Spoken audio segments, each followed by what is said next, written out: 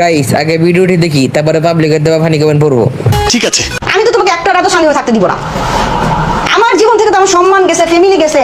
তুমি কি মনে করো সঞ্জিশা তুমি আরামে ঘুমাইতে পারবা? রাজের মাকে আমি বলছি একটা রাতও শান্তিভাবে ঘুমাতে দিব না আমি আপনাদের।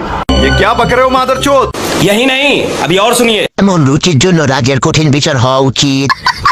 রিহুল রাজ আগে থেকেই চরিত্রহীন।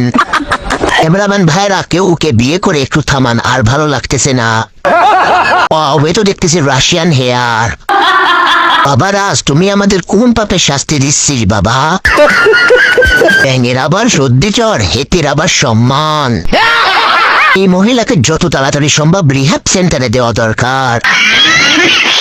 চুলগুলো গাউসিয়ার মোড়ে পাওয়া যায়। তো আর রইল জাহান্নামের উচ্চ মর্যাদায় তোমাকে বসানো হোক। হাউ খাওয়ার ফলাফল। রাজের পাগলিটা আবার রেগে গেছে। এত হুমকি দামকে দিয়ে লাভ নাই, তোমার চেহারা দেখে রাজের মা কোমায় চলে গেছে।